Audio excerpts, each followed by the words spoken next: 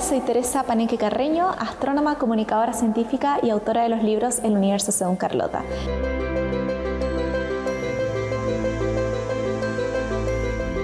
Actualmente trato de investigar y entender cómo es que se forman planetas como los del Sistema Solar, pero en torno a otras estrellas, ocupando observaciones del radiotelescopio ALMA. Mi planeta favorito es el planeta Tierra, pero si tuviera que irme a algún otro lugar, sí o sí elegiría algo dentro del Sistema Solar para alcanzar a llegar, porque cualquier otra zona del universo va a estar demasiado lejos y tardaríamos miles de años en llegar a ella. Y yo creo que no elegiría un planeta, sino que elegiría las lunas de Júpiter o de Saturno, porque son zonas donde, aunque va a ser más frío, pensamos que podrían haber océanos líquidos bajo la superficie, y la vista de ver el Sol lejano, pero Júpiter o Saturno con sus anillos enormes muy de cerca, creo que debe ser maravilloso.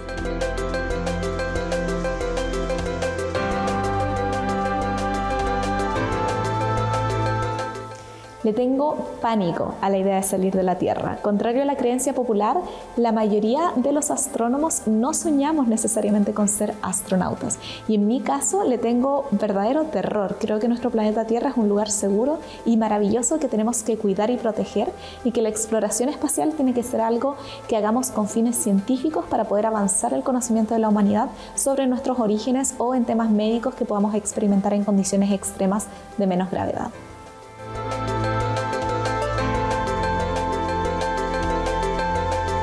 Bueno, en mi vida personal yo me encuentro casada recientemente, mi pareja es Sacha Gutiérrez, él también hace investigación, pero investigación en comunicaciones, así que somos una pareja de científicos que se apoyan tanto en sus labores académicas como en sus labores de divulgación. A él en particular lo que le interesa es entender cómo las personas y la sociedad se relacionan con la tecnología, así que por ese lado tenemos varios puntos de encuentro y me siento muy orgullosa de la familia que estamos construyendo. Mi sueño es que Chile sea una nación científica, donde toda la sociedad se sienta parte de los avances que se están generando en nuestro país, que cada niño o niña pueda acceder a buena educación científica, que fomentemos el pensamiento crítico y que no exista un techo, que nunca nadie piense que por dónde nació, su situación socioeconómica o su género tiene opciones que están negadas para ellos o para ellas. Quiero que todos los niños y niñas puedan aportar desde su diversidad de talentos y que podamos avanzar hacia una sociedad más empática, por supuesto con más mujeres y personas latinas en la ciencia.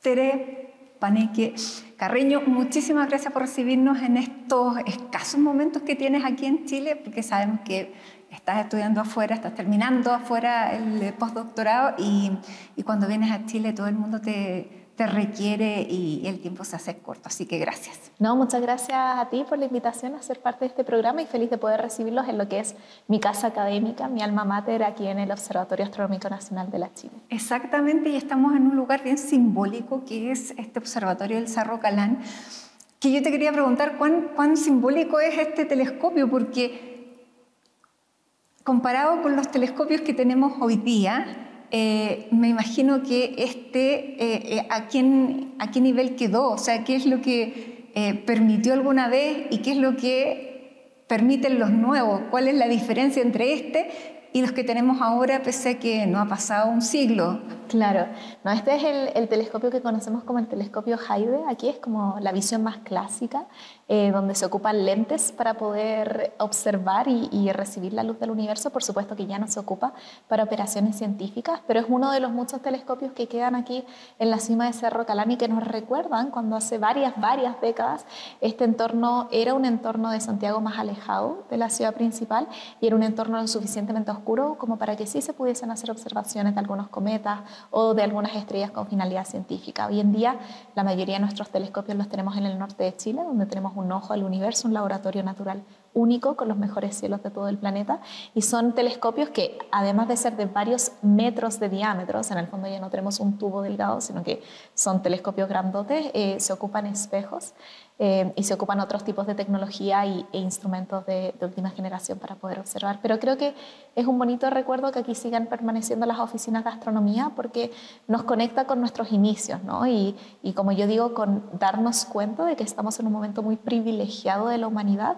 donde pese a todos los conflictos y diferencias que tengamos, hemos avanzado lo suficiente como para poder no solamente maravillarnos del cielo, sino que entenderlo a un nivel extremadamente fundamental.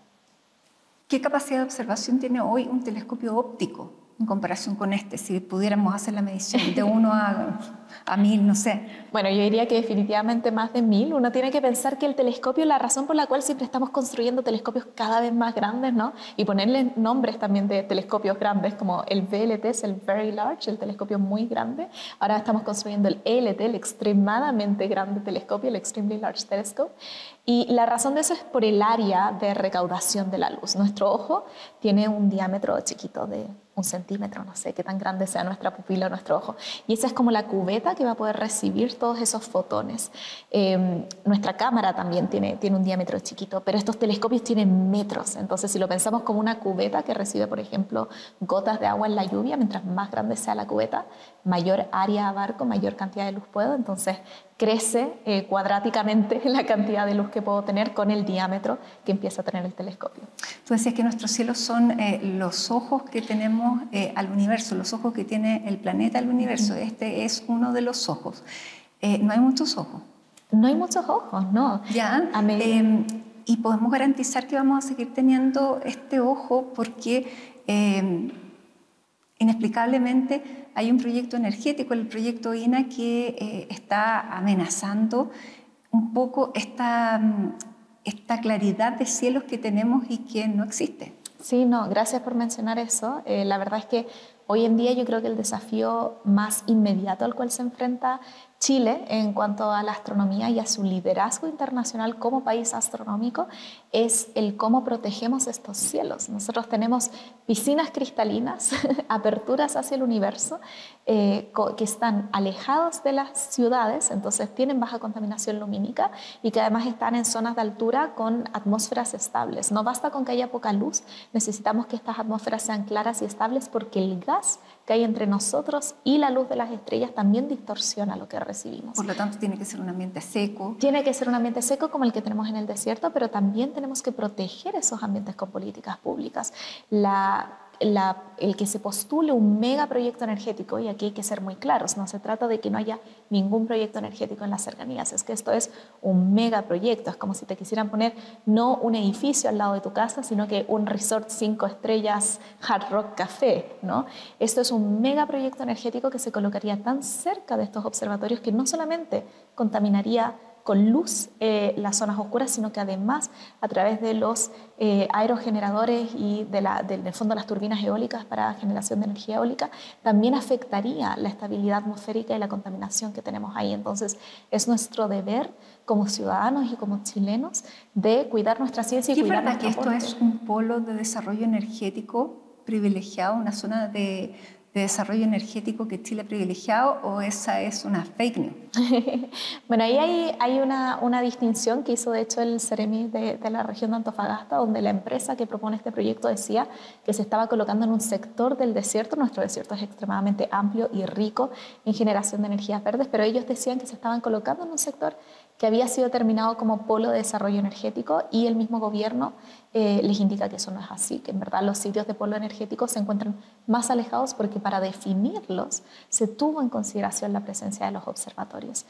Hoy en día Chile cuenta con una de las normas lumínicas más estrictas del mundo, pero desafortunadamente no es suficiente porque no hay otro lugar en el mundo que sea como Chile para la observación astronómica. Entonces, cuando se construyó esa ley, no se tuvo en consideración especificaciones que hoy en día sabemos que son necesarias y que es parte natural de ir cambiando la legislación, y esperamos que se pueda hacer de buena manera, pero que también las instituciones tengan en consideración que Chile es líder mundial, sí, en energías renovables y queremos que lo siga haciendo, pero también en ciencia. Ambas cosas pueden avanzar en paralelo, pero no si una se pone encima de la otra, como lo quiere hacer esta empresa. Sí. Es súper importante, también hay compromisos internacionales respecto a los cielos, porque si se pusieron acá estos observatorios fue también con ciertos compromisos. Ahora, tú no trabajas con estos telescopios ópticos, sino que con los radiotelescopios, sí, pero también necesita la misma calidad de cielo, pese a que, claro, ven a través de otra forma, ven, sí, a través de la electricidad. Exactamente. Bueno, ALMA, nuestro querido ALMA, mi observatorio favorito, no puedo mentirlo. ALMA es justamente un ejemplo de esta colaboración internacional que Chile sostiene sobre su territorio. En el caso de ALMA tenemos consorcios europeos, norteamericanos y asiáticos que conforman estas 64 antenas.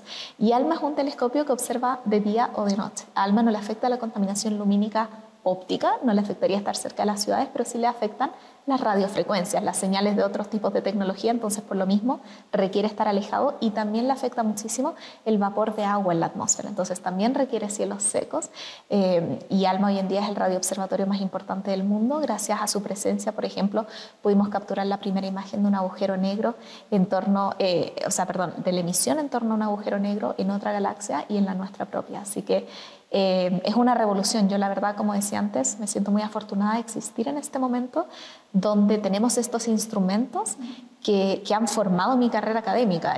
ALMA lleva operando en Chile a nivel científico cerca de 15 años, como unos 12 años, y yo empecé mi posgrado aquí en Cerro Calán en el 2018, inmediatamente trabajando con datos de ALMA. Entonces, desde siempre he tenido el privilegio de tener el acceso a lo que observa este tremendo instrumento, así que sí. Estamos viviendo un momento en que, bueno, es bastante particular históricamente este momento, porque tenemos lo que tú decías, una disponibilidad y un acceso a la ciencia, pero por otro lado hay una negación a la ciencia, eso por una parte. Y también tenemos del mismo desarrollo de la ciencia una cierta, no sé si amenaza, pero una interrogante grande, que es la inteligencia artificial. ¿Cómo se plantea la astronomía frente a la inteligencia artificial? ¿Va a ser un aliado o también puede tener un riesgo? Yo la primera vez que escuché hablar de inteligencia artificial y algoritmos de aprendizaje de máquinas fue, de nuevo, en este mismo lugar durante mi práctica de verano, por ahí por el 2017. Y es porque la astronomía, la física, la ciencia en general, siempre ha desarrollado este tipo de algoritmos antes de que en el fondo pasen al público general. El aprendizaje de máquinas se ocupa muchísimo en la astronomía para poder procesar los grandes volúmenes de datos que recibimos de los observatorios. Hoy día en Chile vamos a ver pronto la puesta en marcha del observatorio Vera Rubin, que va a ser un observatorio muy importante que va a poder hacer un mapa de todo el cielo.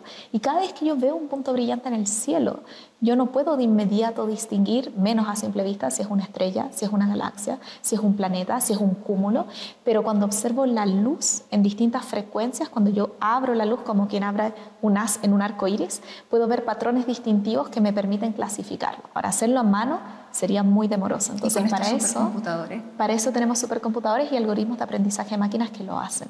Entonces, la inteligencia artificial puede ser una herramienta muy útil, sobre todo en el procesamiento de grandes volúmenes de datos, y para la astronomía siempre ha sido una aliada. El asunto es no pensar que esta inteligencia artificial va a reemplazar la creatividad, porque la inteligencia artificial lo que hace finalmente es encontrar patrones según lo que ya conoce y entiende, que es lo que nosotros mismos le vamos alimentando.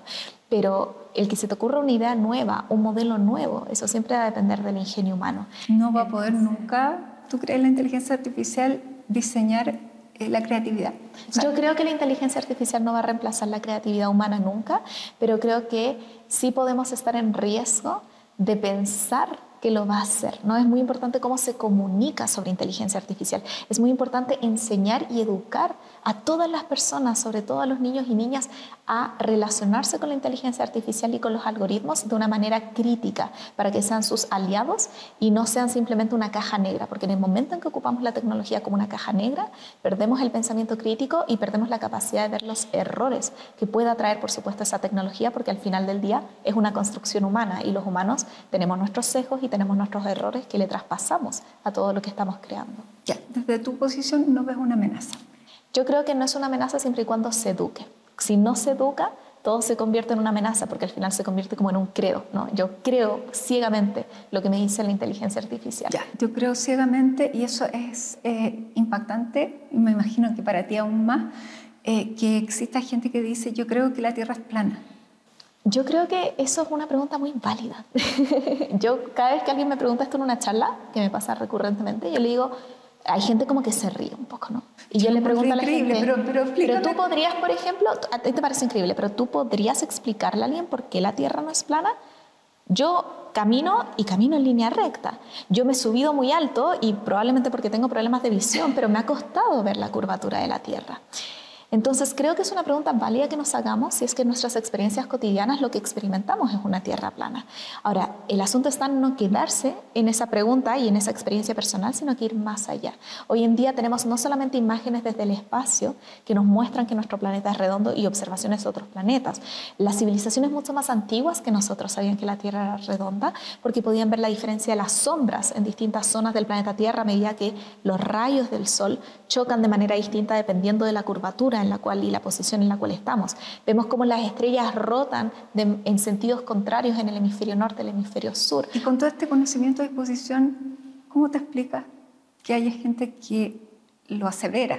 Porque desafortunadamente hemos fallado, yo creo que el sistema educacional por mucho tiempo ha fallado en seguir fomentando el pensamiento crítico en las personas y en que estemos absolutamente convencidos muchas veces por la tecnología, los algoritmos de las redes sociales, en caer en argumentos que al final son falacias, ¿no? Argumentos que se sostienen sobre sí mismos pero que no salen de esa burbuja, porque si llegan a salir de esa burbuja, entonces se rompe el argumento por completo, ¿no? Y yo creo que todos los problemas que tenemos hoy en día se sanan en su gran parte con educación. El acceso a educación, el democratizar el acceso a las ciencias es lo que nos puede entregar una sociedad más curiosa, más creativa, con más preguntas y con una búsqueda activa de esas preguntas que no se quede en preguntarle a ChatGPT, ¿no? Sino que vayan a la fuente. Antes, cuando uno quería ir a la fuente, tenía que ir a la biblioteca a buscar los libros, tenías que buscar la información, leer varios capítulos. Hoy en día incluso una búsqueda simple en Google te tira un resumen de inteligencia artificial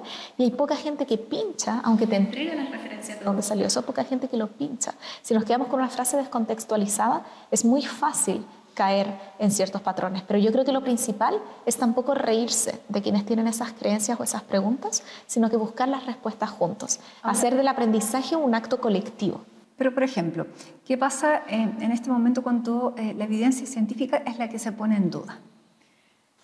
Yo creo que hay una crisis de confianza en las instituciones y esa crisis de confianza también ha pasado por falencias de las propias instituciones en comunicar lo que se está haciendo. Nos hemos vuelto también las instituciones académicas muchas veces en una caja negra. Igual que tratamos a la inteligencia artificial de una caja negra que solo nos da respuestas, cuando las instituciones académicas nos hacen parte de la sociedad, de las discusiones sociales y solamente aparecen a dar datos y a dar como verdades, como especies de dioses del Olimpo que bajan a señalarnos el camino, también son una caja negra. Y por eso es tan importante hacer comunicación científica, para mostrar el proceso, para enseñar que no son dioses alejados, sino que somos personas normales, que tenemos gustos normales, que tenemos experiencias de vida como todo el resto, pero que nos dedicamos a generar conocimiento y que ese conocimiento es para la humanidad. Y yo creo que si subsanamos esa crisis de confianza, por ejemplo, tema vacunas. ¿Cómo es que creamos una vacuna tan rápido para el COVID-19? Yo también tenía preguntas, no es de mi área, yo soy astrónoma, mi madre es química farmacéutica, entonces le pude preguntar a ella y para mí ella es una persona normal y natural que yo sé que trabaja en esto. Qué importante es que hayan personas así, no solamente mi mamá, pero que puedan comunicarse con el público y enseñar y enclarecer, porque todo puede ser enclarecido si es que podemos encontrar esa respuesta a esas preguntas, ¿no? Y para eso ahí entra en juego la comunicación científica, que es lo que yo trato de hacer a través de redes sociales. Y ves que porque te he visto que también tú a través de redes sociales, incluso en TikTok, desmientes esas mismas fake, que es súper valioso porque uno tiene que quedarse y después voy a hablar de la difusión a través de las redes sociales porque muchas veces las ponemos a todas en duda y uno dice, ¿se puede aprender ciencia a través de las redes sociales si uno no sabe si efectivamente tengo a la Tere Paneque o tengo a cualquier persona, claro. o tengo al que está difundiendo la fake, pero tiene súper buenos argumentos? Sí, bueno, es que, a ver, yo lo que pretendo haciendo videos en redes sociales no es que la gente también me crea a mí como una caja negra, ¿no? Sino que es motivar el que si tú ves algo en redes sociales, sea yo o sea quien sea, si tú lo encuentras interesante, tienes que ir a buscar más información.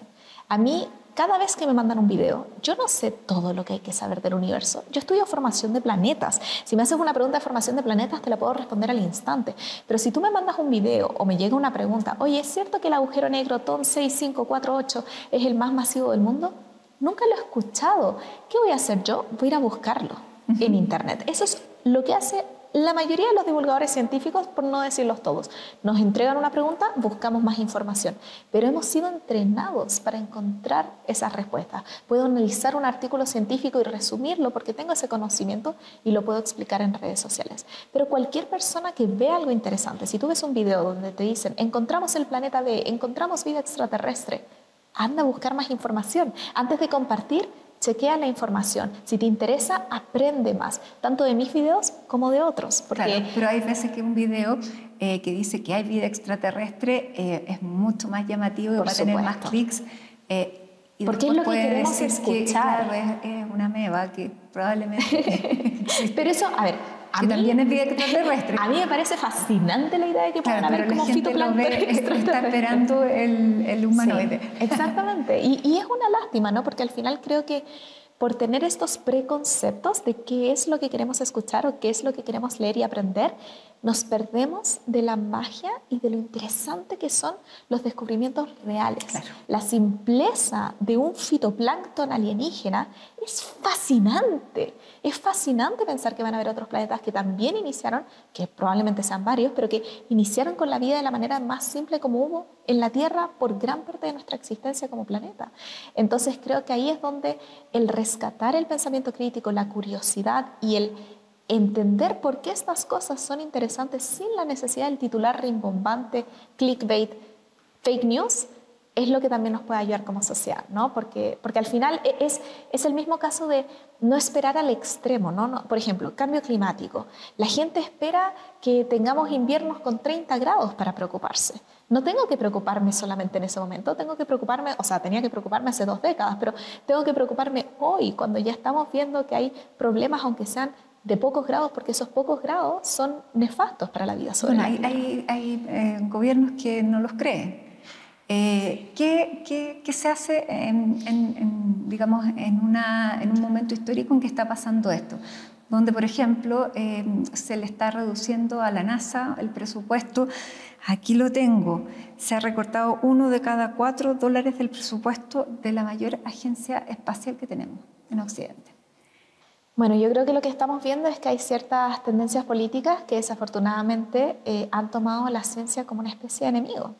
No pasó solamente en Estados Unidos ahora mismo, pasó anteriormente en Brasil durante el gobierno de Jair Bolsonaro. Esta especie de guerra contra los datos, ¿no? De guerra contra la investigación en pos de creencias. Y de nuevo ahí volvemos al tema del pensamiento crítico. Lo que yo piense no puede primar sobre los datos. Lo que yo pienso es una hipótesis en la ciencia. Yo planteo una hipótesis. Yo creo que esta es la verdad. Pero no me puedo quedar en eso, tengo que ir a los datos, a ver qué es lo que la naturaleza, qué es lo que el experimento me está diciendo que es la verdad y moldear entonces mi hipótesis a cuál va a ser mi conclusión real. Entonces a mí me sorprende, me asusta, no solamente me duele, sino que realmente me asusta el hecho de que como sociedad pareciera que en un momento donde tenemos la información y los datos al alcance de nuestras manos, cuando hemos hecho un esfuerzo desde las instituciones también para poner de manera pública la información de lo que se está realizando en cada universidad, en cada centro de investigación, aún así estamos viendo un alza de la creencia por sobre del dogma finalmente. Muchos hablan a veces del dogma religioso, pero esto es realmente un dogma conspiranoico y de creer que en verdad todo es falso, ¿no? Y en el momento en que los datos me dicen algo que yo no quiero escuchar, es falso, me estás mintiendo, lo estás haciendo mal. Y eso es una barrera en la cual yo no puedo entrar.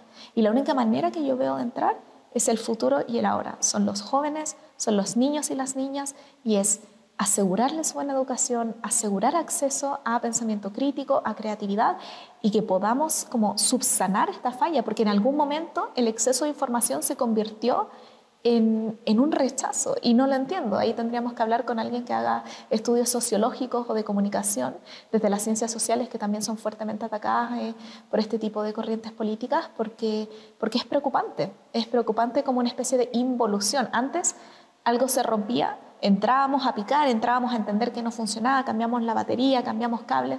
Hoy en día se rompe, lo reemplazo. No tengo un proceso de entender. Y eso es algo que yo creo que puede ser el ocaso de la civilización humana. Así de fuerte. Sí, por supuesto. O sea, todo lo que nos ha llevado hasta este momento han sido nuestros cerebros.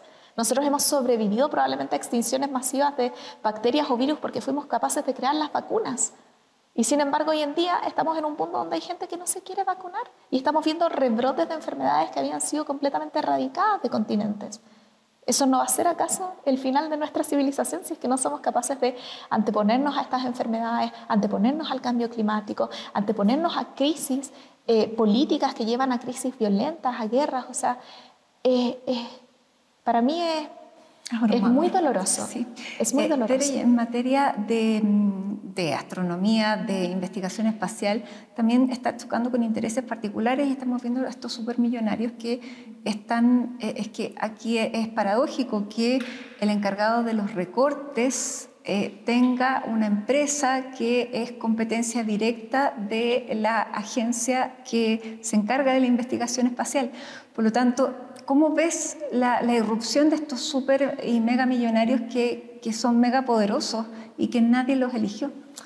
El gobierno de la oligarquía, como le dicen muchas personas, una crisis de no, o sea, solo crisis, una crisis de la democracia. Finalmente, ¿a quiénes representan? ¿No? Nosotros somos un planeta extremadamente diverso. Nuestro cielo es un punto muy complejo porque el cielo no es de nadie. El territorio ha sido dividido.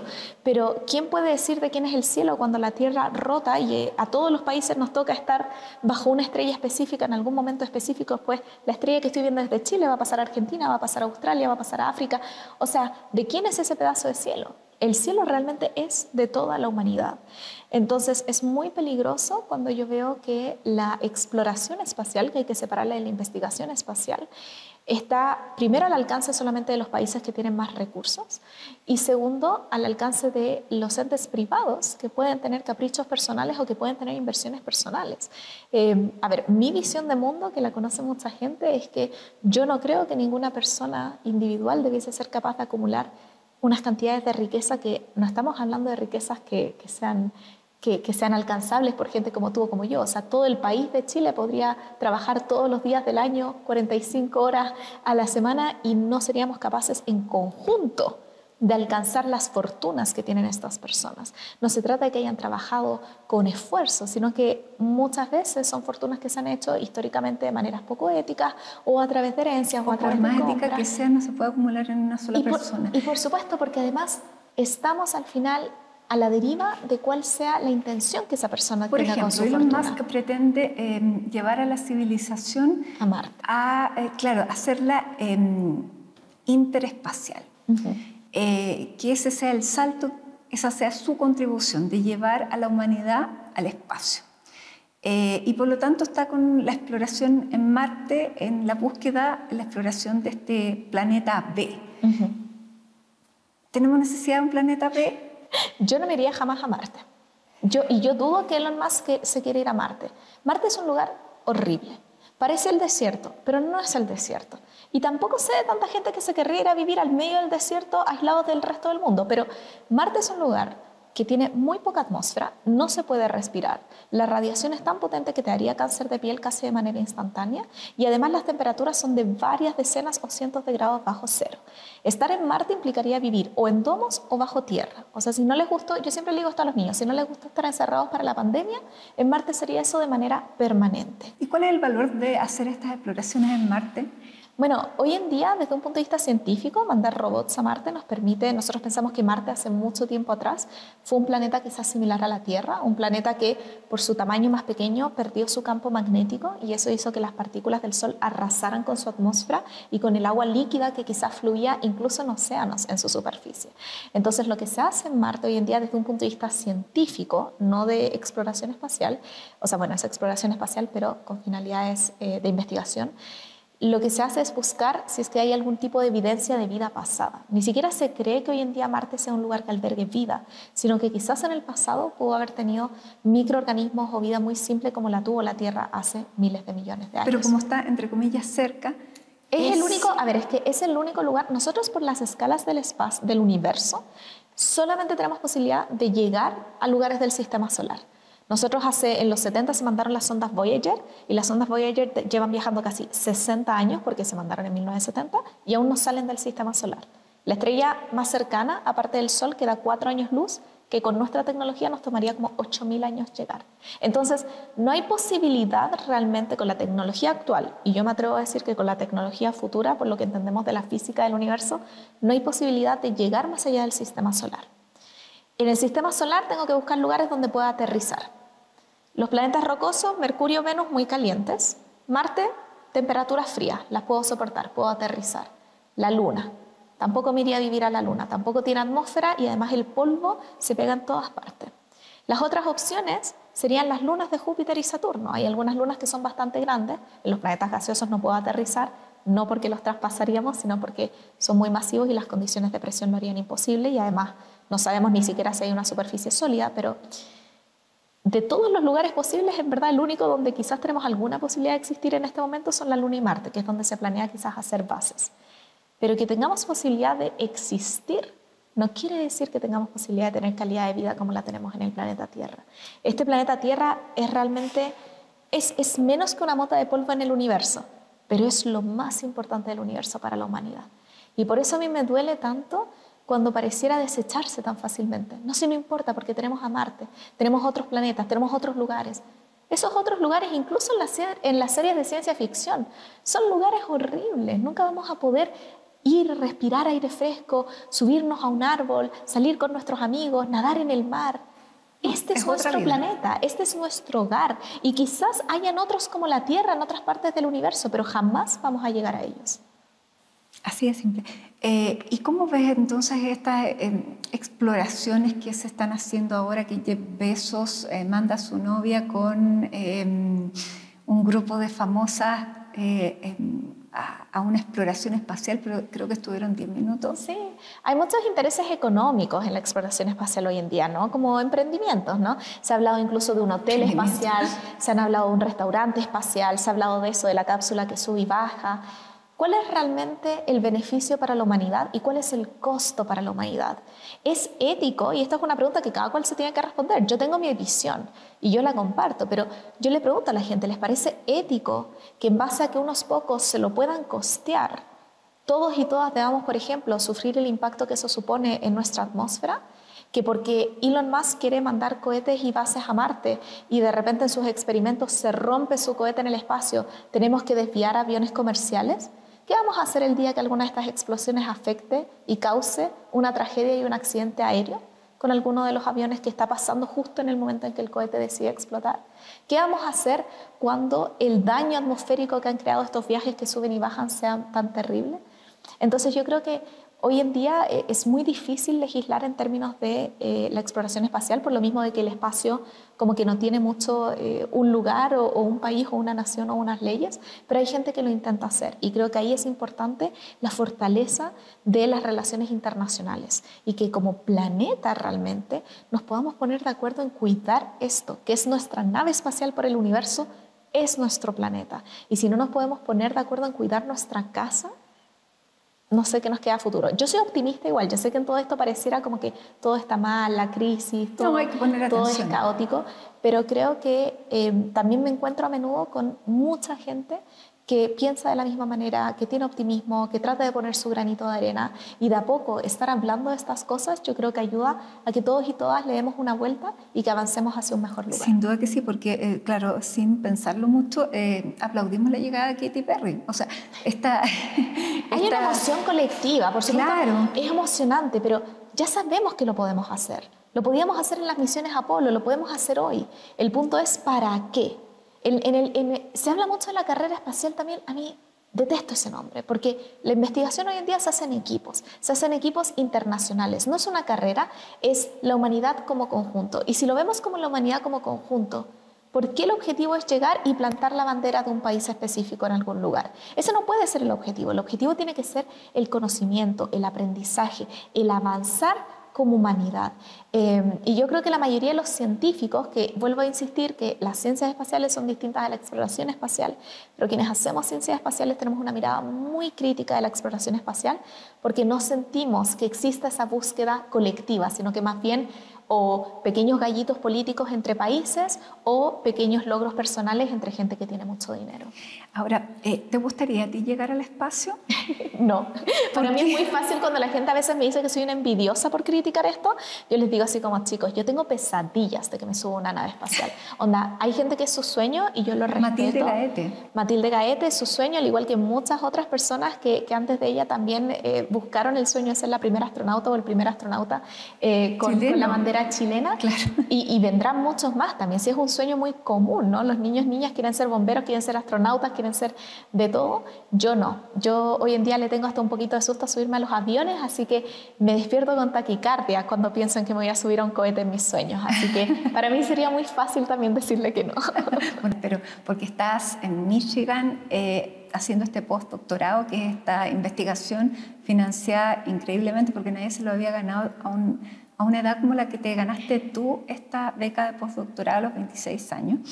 Y que básicamente busca investigar y conocer más de esta formación de planetas. Por eso que sabes que también que un planeta con la composición como el que tenemos nosotros no es tan fácil que se forme. Bueno, todo lo contrario, la verdad. Aún no lo encontramos, pero pensamos que la vida en la Tierra y la existencia de todo lo que tenemos en la Tierra se basa en átomos muy simples: carbono, hidrógeno, oxígeno, nitrógeno, la serie Chon, y algunos más como el fósforo y el hierro, qué sé yo. Pero el hidrógeno es lo que había al inicio del universo. Lo que más hay en el universo es hidrógeno. El carbono y el oxígeno se forman muy fácilmente en estrellas como el Sol o estrellas más masivas. Lo que forma el agua, hidrógeno y oxígeno, es bastante común. Nosotros, por ejemplo, agua vemos en los entornos de formación planetaria. También vemos monóxido de carbono, también vemos nitrógeno. Entonces, cuando vemos todos los ingredientes, yo siempre digo esto es como una receta, a mí me gusta mucho la repostería. Entonces, si vemos harina, vemos azúcar, vemos mantequilla, vemos huevos, ¿por qué no van a haber galletas? Y ese es el mismo juego que hacemos en formación planetaria. Yo trato de entender a través de las moléculas. Necesitamos el horno adecuado, además. Necesitamos el horno adecuado. Necesitamos que la estrella sea como el Sol. Necesitamos entender también cuáles son los pasos que unen esos ingredientes para llegar a las galletas perfectas, ¿no? Porque algunas nos salen muy quemadas, otras salen con menos sabor, algunas le echaron sal, eso no lo queremos. Entonces, ¿cómo formamos planetas? planetas? Otra galleta igual. No sabemos. Hemos encontrado, a ver, hay una diferencia. Yo trabajo con planetas bebés, ¿no? Que trabajo viendo el material del cual se van a formar estos planetas, pero también hay gente que trabaja encontrando planetas que ya están formados y tratando de caracterizarlos. Y estamos trabajando estas dos áreas para poder unirnos y tener una línea de tiempo de cómo llegamos de los materiales a los planetas que ya existen y cómo esos se comparan con el sistema solar.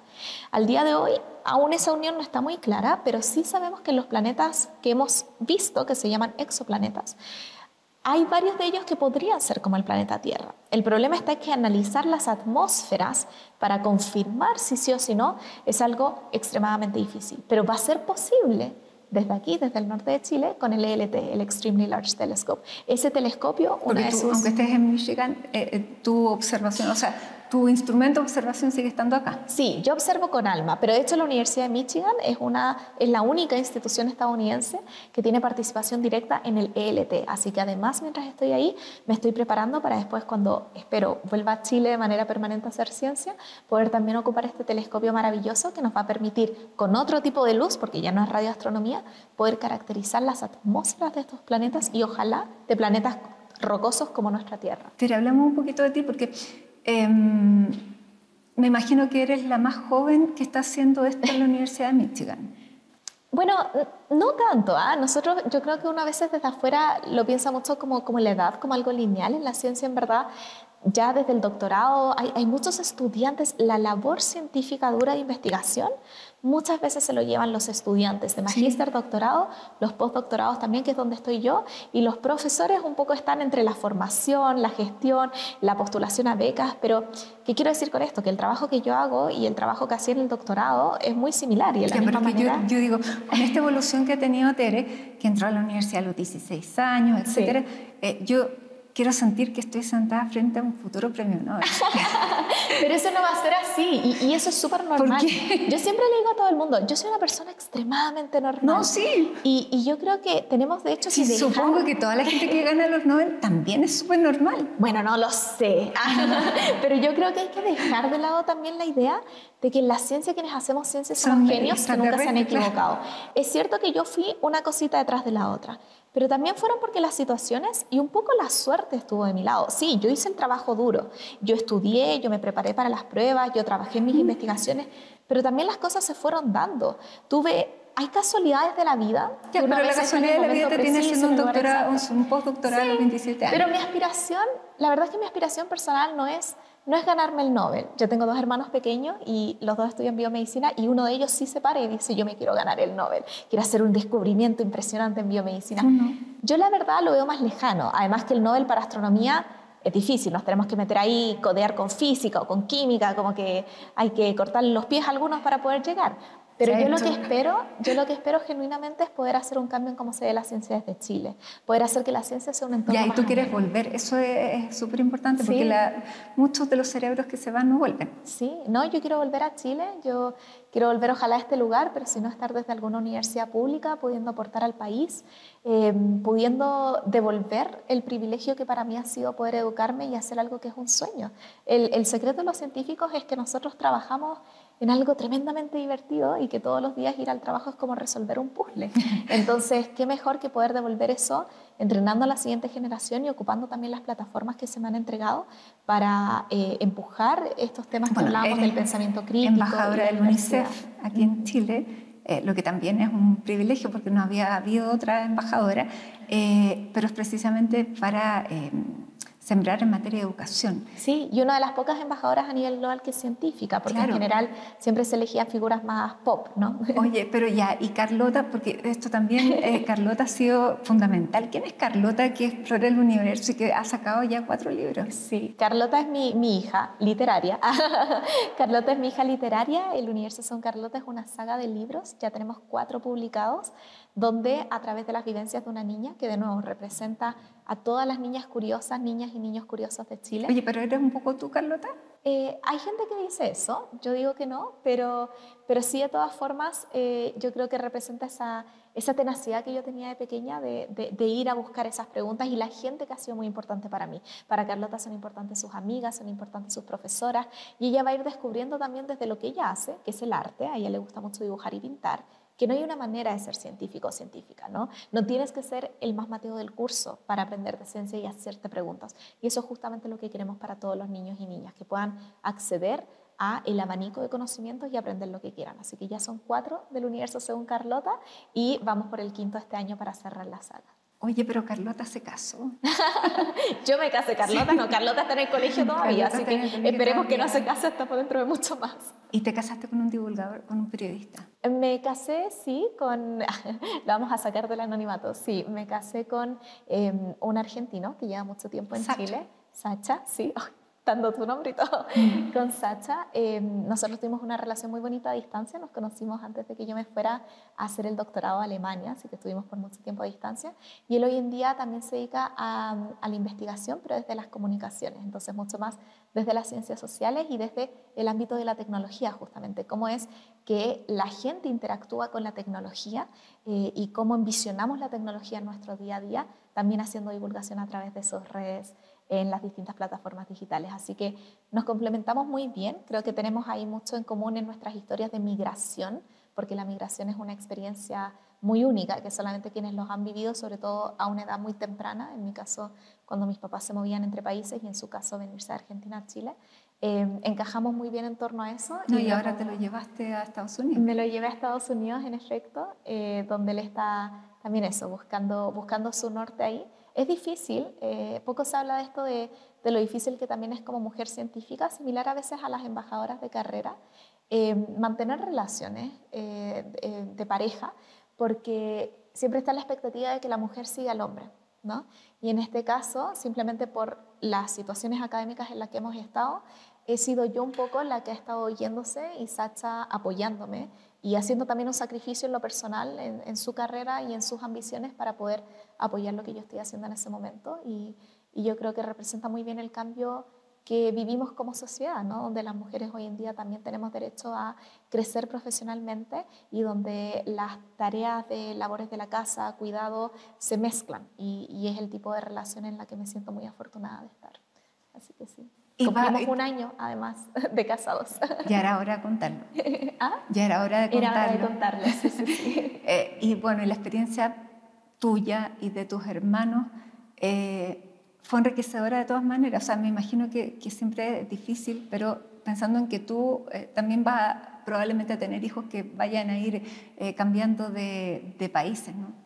Me gustaría intentar que no, la verdad. Es verdad que fue profundamente enriquecedor, sobre todo en cuanto al idioma, como desde un punto de vista, yo viví cuando era pequeñita en Escocia, entonces para mí el inglés siempre fue un segundo idioma que capté por estar ahí, pero también fue muy difícil en lo emocional, ¿no? A veces romantizamos mucho el vivir en el exterior, pero el romper esos lazos en edades tempranas cuesta. A mí me costó bastante. Me costó primero estar lejos de mi familia. Las familias latinas somos familias grandes. Mi mamá son 6, yo tengo 5 tías. Entonces, muchos primos y mis abuelos.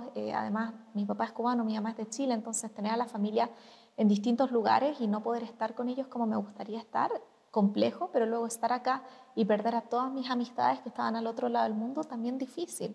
Entonces no sé si yo trataría de replicarlo de la misma manera, sí por supuesto darle a mis futuros descendientes la posibilidad de que puedan elegir cuando sean más grandes. Creo que eso, viéndolo más desde lo que han hecho mis hermanos hoy en día, puede funcionar un poco mejor, pero lo que yo más me llevo, y es algo que me llevo también en mi visión política, yo cuando era pequeña y crecí fuera de Chile, crecí en el sistema público al 100%, colegios públicos de primer nivel.